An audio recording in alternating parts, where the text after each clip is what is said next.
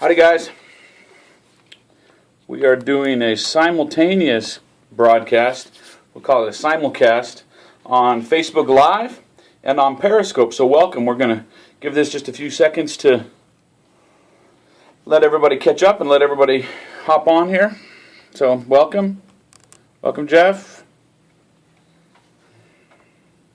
Hey Ben. Awesome. Howdy Youngs.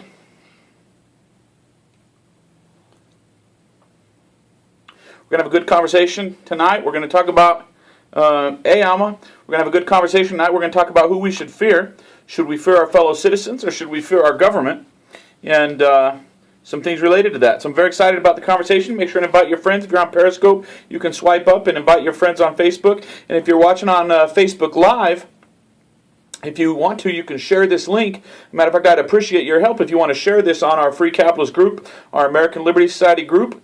You can share it on your own page, etc. So I'm going to do just a couple of housekeeping items here over the next 60 seconds or so, and then we'll get into the content.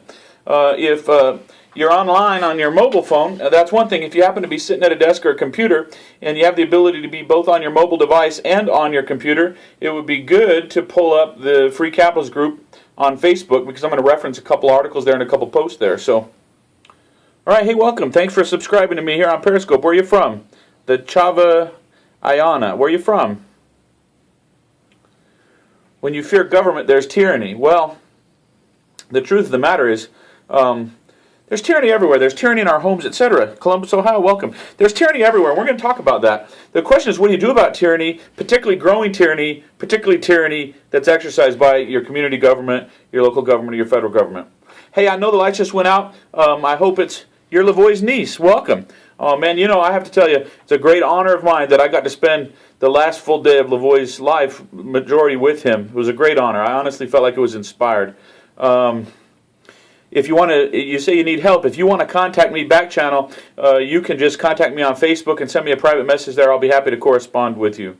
Yeah, you know, I wasn't going to go up to the refuge. I made contact with Ryan Bundy and then Ammon Bundy, and we went up there literally at the last possible moment. If we would have delayed, we couldn't have been up there. And I spent many hours during the last full day of Lavoie's life with him, talking to him about the cause of liberty, talking to him specifically about what they were doing up there at the refuge, talking to him about what we're doing with the Free Capitalist Project. What a great honor. What a great privilege. It was amazing. What a tragedy that happened immediately thereafter.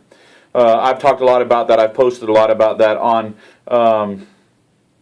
freecapitalist.com. Well, on Facebook, my last name is Koerber, Koerber. In my personal life, I go by my given name, which is Franklin, but I've had a radio show for about 10 years, and in the public, Rick Koerber's perfectly fine. There's no secret that I have both names, but I used to think it was a big deal to separate those two, but now, you know, call me Rick. All right, I see a lot of people are jumping on here on Facebook. We're just getting started. You know, it's only the second live stream on Facebook, and Facebook's not going to keep us forever. Facebook's only going to keep us for about 30 hours, so I want to get going very quickly. As far as I know, Sean is doing very good. Denver Civic Center in Colorado, welcome. Okay, so let's get started. I want to share some thoughts with you, and I want to get to the point again because I think Facebook's going to limit me to about 30 minutes. So let's get on to the point of what I wanted to talk about on the broadcast tonight. You know, one of the things that I did today is, you know, as I was watching the events unfold in Oregon, as I think many liberty-loving people were doing, is I waited to see how the government was going to respond because, you know, it's a crazy situation up there. I mean, you had ultimately, for the last week or so, you've had 4 people holed up in tents out on the side of the Malheur Refuge, you know, with small arms, surrounded by the government, and yet you still have multiple armored vehicles cruising around town. You have dozens and dozens of law enforcement vehicles that are heavily armored. You have hundreds, somewhere up to 250 to 300 out-of-town law enforcement personnel in town, and you think, well, who in the world are you protecting and from what? And so it was very interesting to look at what was happening up there and look at what was going to happen afterwards. And as some of you may know, some of you may not know, last night, about the time that the last 4 protesters or occupiers up there at the refuge had gone ahead and agreed with Michelle Fiore that they were going to surrender. to the FBI here this morning. About that time, Cliven Bundy flew into Oregon to the Portland airport from Nevada, I understand, and he was met by federal agents who arrested him, and he has since been charged with several charges, felony charges, and that relate clear back to the standoff that happened several years ago at the Bundy Ranch. Some people have wondered about that, and I, of course, have wondered about that and watched that. And we're going to talk about that here on this broadcast. And then, in addition, there were other arrests made. Some of you don't know that. There were as many as 9 additional arrests made today, bringing the total number of people associated with the Oregon protest who have been arrested and charged with felonies over 25. And my friends, you can expect that number to grow. This is all being carried out under the federal jurisdiction because there's a federal task force that is designed specifically for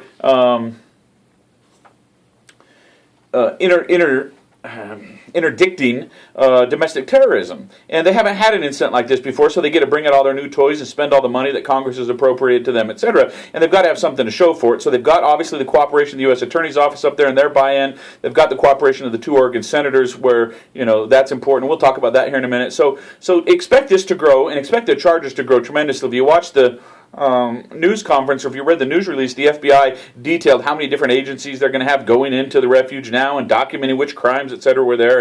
And they will feign surprise and say, wow, we were trying to keep this small, but look at all these additional crimes, and they're going to heap this on because they're sending a message, and we're going to talk about that. Matter of fact, some of you who might not know this, I published, in anticipation of tonight's broadcast, I published something on Facebook that I would invite you to read called Fear and Faith in Civil Society. Who should we fear? Who means violence? And I talk about how we've reached a very dangerous point in America where the FBI gets away at this press conference with saying this tremendous amount of force that we have mustered, this tremendous amount of military power that we have raised against the citizenry of the United States, these citizens, up in Oregon, that's because we wanted a peaceful resolution. Now, leaving aside all your conspiracy theories for a minute, because some of those conspiracy theories are valid, some of them are crazy, but because both of those are there and require some parsing, leave all those aside for a minute. Let's just look at this like an average American who doesn't understand anything, who's not on this broadcast, who's not a liberty-minded person, who's just, living their life, and they turn on the news and they watch this. Maybe they're in Florida or New York or somewhere else, and they're like, wow. And the FBI says, look, we wanted a peaceful resolution to this. I want you to think about that for a minute. We live in a day and age where the presumption of the public is that that's acceptable, that it's acceptable to presume that the reason the government, the employees of the federal government and their contractors muster force is preemptive to ensure peace. Okay? I mean, he said it with a straight face. He wrote it down. It's official policy of the United States government. We've reached a point where that's commonplace. But we've also reached a point where if a private citizen has a weapon, or in the case of Lavoy Finicum, is rumored to have had a weapon, the government is lawfully and policy-wise legitimate to presume, in the eyes of most people, that that citizen means violence. And so the police justify, for example, if we think someone's armed, or if we see a gun, or someone reach for a gun, we are entitled to presume that they intend violence. And so what happens is you end up with situations where you have law enforcement officers pointing automatic weapons, or multiple or dozens of law enforcement officers pointing multiple automatic weapons at citizens, okay, with their fingers engaged on the trigger or nearby.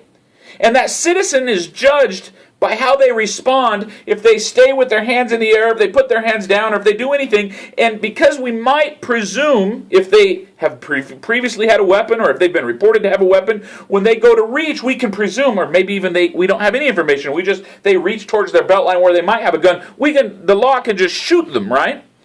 Now, I'm not saying it's right. I'm not saying all law enforcement people say that or do that. I have friends in law enforcement, and so do many of you. I'm not saying everybody agrees with that, but the dominant paradigm is that when the government musters force, it's with the intention of peace, but when the citizens don't even muster force, but have force, they're militants. Here's an example. The occupiers up there. There's not one recorded instance in any of the indictments or any of the charges, I've read every single one of them, where they accuse any of these people of actually unholstering a weapon and pointing it at a government official or at a member of the public. They simply observed that these men and women had arms or were believed to have had arms. And with that presumption alone, the national news media, the politicians, these two despicable senators from up in Oregon who deserve all of the letter writing and all the phone calling and all the public criticism you can send their way as a free citizen, they have all said, wow, these people are militants, this is domestic terrorism, this isn't, Gandhi sitting there peacefully because they were exercising their Second Amendment right, which makes them militants, okay? Well, that's the presumption. And whenever anybody in the liberty movement tries to say, well, they didn't use them, we're panned down by other so-called responsible citizens who have been trained, taught, and educated, and basically brainwashed. They've been trained, taught, and educated to think like slaves. Now, I know that's dramatic language, but just ask yourself, when you get into these conversations online or in person, isn't it true? And how does that exist? I mean, how is that the case? How do we presume that the most organized force in the world, the United States government, presumptively means peace, but that a lone citizen or a small band of citizens 30 miles out from nowhere means war? It's a very dangerous time, my friends. It's a very dangerous time. I put in this article an interesting quote. Today, I said, the FBI made this statement, quote, "As we have said since day one, our goal has been to end this illegal occupation peacefully. And we are grateful that we were able to do so today." The other thing is, notice, this is an FBI agent who is interpreting the law, right? Because this hasn't been to court. Nobody's been adjudicated to have been involved in illegal activity. This is simply a citizen who's been hired or elected or appointed by the people. And he says, hey, I look at that, and that looks like illegal activity, so I wanted to end that illegal activity peacefully. So look at the multi-million dollars of weaponry and personnel and soldiers that I brought in here. Which, on the other hand, you have citizens who are saying, no, we're peaceful, we're not doing anything unlawful, so you have a dispute, which is why the founders gave us the third branch of government right. So it's a very dangerous situation. And you know that, that's nothing new for you, I understand that. But one of the things I wanted to point out here is, this is in relationship to another post that I made. The FBI agent, after announcing that they had arrested several more people, made this interesting statement. He said, now, we want to reassure the public. We want to reassure the people that went up to the refuge and gave them food or maybe visited the refuge. It says,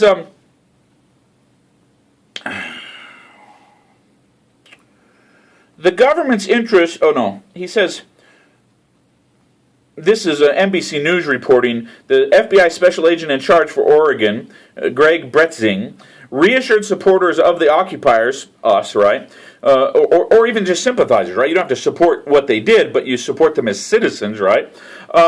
Reassured supporters of the occupiers who simply visited the refuge or sent food that they won't be prosecuted. Quote, "We are concerned about those who have criminal violent intentions." Violent intent, end quote. Notice he didn't say, we don't think you broke the law. But in our benevolent exercise of our prosecutorial discretion, you can trust us, we're not going to come after you unless we believe that you have violent intent. Of course, that's not true. I mean, just on its face, because they arrested and charged Shauna Cox, who is a motherly lady who never had a weapon, never claimed to have a weapon. She got charged right along with them. And so we just have to apply a rational standard here. And I'm not trying to get into the debate now about the techniques that were employed. I'm talking about there's a danger, my friends. There's a real danger where patriotic citizens, we love the law enforcement officers we know often, because they believe in the same kind of things we do. They take oaths to uphold the Constitution. They risk their lives to uphold the law, right? And if you're really patriotic, you believe in upholding the law, right? And so there's a contradiction where a lot of us, rationally and intellectually really respect our military, our law enforcement officers, even our government employees and government agents, because we respect people who buy in to supporting the American system. But when that gets corrupt, there's a problem, because we're expected somehow to adopt this paradigm I was talking about earlier, where somehow a police officer with an automatic weapon or with a gun pointed at your head is presumed to be acting for safety, but a citizen with an automatic weapon in a conflict, or with even with a holstered pistol, is presumed to be dangerous. Now, By the way, both can be dangerous and both can be for peace. We have to use our brains, right? Something most people don't like doing these days. But the presumption's dangerous. And so I'm speaking to you and I'm challenging you, my friends, to openly engage in this discussion. To openly engage in the discussion. And I posted a challenge on Facebook, and I mean this. I said, anyone, explain to me in plain English the rational justification for the idea that the government displaying weaponry should be presumed peaceful, while private citizens displaying weaponry should be presumed violent. And I said, and if you dare to do that, would you also add to your explanation a conclusion for what that means in a free society? You see, because we have been conditioned to be little babies, right, who go to mommy and daddy and the government all the time, and that fear conditioning, we live in fear all the time. See that person walking down the street, you don't know him, fear. Fear, fear, fear, fear. Call the police. See something, say something, right? You're conditioned from the time you're little not to be self-reliant, not to actually go train yourself in firearms, not to go organize yourself with your friends. Just remember to call mommy and daddy. Our phone number is only 3 digits, 911. And I'm not trying to insult the good men and women who, thank God, answer the 911 calls on legitimate instances. I'm talking about a corruption in our culture where we whine all the time and complain all the time. Our neighbor's dog poops on our yard and we call 911. Okay? No one has answered yet. I challenge you to answer, Alma. Now, here's the thing. One of the reasons why the liberty movement is failing is because people who are so-called patriots can't muster the courage to answer questions like this. And we've got to answer questions like this. Who should we fear and why? And we live in a culture of fear. And the question is, and I wrote on the topic as the invite to this Periscope and to this Facebook Live broadcast, who should we fear? And what's the relationship between fear and faith? And when I say faith, I don't necessarily mean get on your knees and worship God faith, though that's very important. I'm talking about faith in principles. Do you rationally have an idea as to when a person with a weapon should be considered dangerous? And if you've been conditioned to believe that whenever you see a weapon, it's dangerous. We'll have part 2 of that conversation online and maybe tomorrow, but that is worth thinking about, my friend. We can't claim to be lovers of liberty and lovers of America if we can't muster enough horsepower in our brains to answer this simple question. Because most Americans can't, and that's how the media gets away with this crap, and that's how overreaching government bureaucrats get away with spinning this narrative. Now, some of my friends, and I know some of you on here, have said, well, look, this guy fleed the police, this guy, when they're talking about Lavoy Finicum, and, or even these protesters, they were resisting police, they're dumbasses, they should resist, or they shouldn't resist, and they should know that by resisting, lethal force is going to be the result. Now, and I challenge that notion. I know that's the dominant thinking, but I would challenge the brain off conspiracy among us to just engage a little bit more, my friends. In free society, is there any virtue in presuming a different motive for different classes of people? In other words, have we reached the point in America where there are now 2 classes of people? Where the citizens are one class and the government workers are another? See, I think in many instances we have accidentally. We've consented to this idea. And I invite you to revoke your consent for that idea. And as much as we honor a fallen soldier, or as much as we should honor a fallen law enforcement officer who dies to help make America free and to keep America free, what a noble thing. So too should we honor free citizens who in their daily walk and talk strive to make us free. And I'm going to say another thing. I'm tired of this being a cowboy thing. Now, I'm a cowboy. I'm from Wyoming. I got a cowboy hat. I live in a rural area. I know what rural life is like. I know what agricultural life is like. I know what it's like to work with my hands. My ancestors have made a living from the land. Now, not all my ancestors were cowboys. Some were coal miners. Okay? I can trace my ancestors, just like many of you, back to the Mayflower. So what? I mean, that's great family history, but if my brain doesn't work, so what? Here's my point.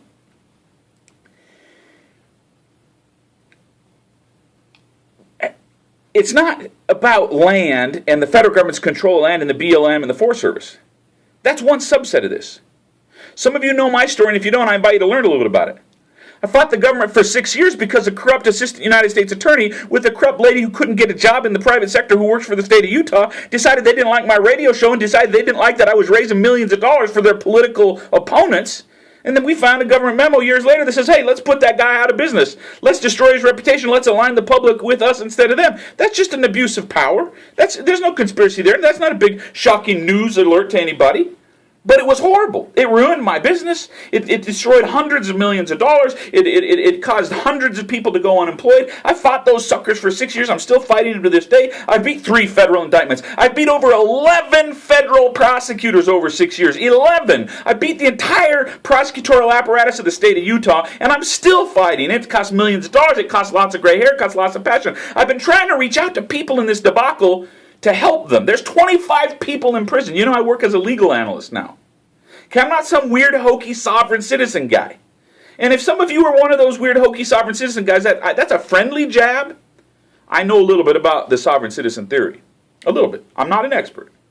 And if you know something about it, I would be happy to engage you in a discussion. But you see, I work as a legal analyst in the real world. Not about how the world once was, and not about how the legal world might be, and not about crazy theories about how it might become different.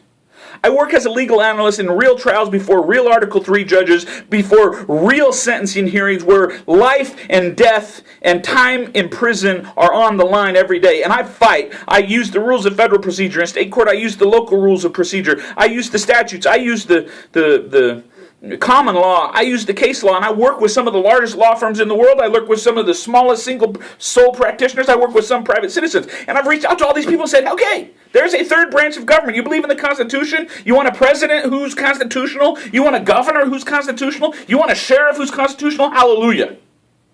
Why don't you get constitutional? You got yourself entangled in this mess. I said to these boys that are in prison, I've said to these people who've been charged with these crimes, okay, now own up. Patriot up, man up, don't whine. You're like a boxer who got into a boxing match and just got punched in the face and turned around and said, well, he just hit me. Dang it, my friends, if we're going to stand up and fight for liberty, we got to be willing to get a bloody nose. We got to be willing to get knocked down. We got to be willing to understand they're taking punches at us. And we got to be willing not to hate them if we're really going to beat them. We have to hate what socialism and collectivism and tyranny stands for. We have to know our ideas and know our principles and be willing to take a punch and give the punches in the proper venues with some intelligence behind them. And you can win. The system's broken because a bunch of wimpy patriots say, well, you can't get justice. You can't. So we're going to get a gun. It's easy to get a gun. It's easy to get a gun and sit around and call yourself a protester. And I'm not talking about everybody up there. Man, oh man, I actually, be honest with you, some of those men are my heroes. Lavoy Finicum, Ammon Bundy, they impressed me tremendously. Ryan Bundy impressed me tremendously. I'm not saying I agree with them 100%. I'm a free man. I disagree with my own wife, with my own children, with my own parents. That's what but I'm bonded with people who are of like mind and like principles. I respect the heck out of them. I'm a defender of them because they're Americans who are standing up for freedom. I'm not going to cover up all their errors, but I will cover up them in the face of an onslaught of unjust people who don't understand American ideals. Now, listen, I'm not attacking them, but I am saying there were some freeloaders up there who just wanted their day in the sun. And it's very easy to get a gun and make threats and declare war on the United States. That's easy. It's hard to stand up for principle no matter what the cost and dedicate yourself, your home, and your family. Whether you're a businessman, see, this isn't just about the ranchers, it's about the businessmen. You think federal overreach is hurting ranchers? Why don't you talk to a person in real estate? Why don't you talk to a person who employs more than 50 people? Why don't you talk to a person who runs a convenience store? Why don't you talk to a businessman who has taxes on the pencils in his drawer? Why don't you talk to people in all walks of life who are producers of all sorts, whether they're cattle producers, whether they're gold producers, whether they're paper producers, whether they're service producers. We just lost the Periscope feed for some reason.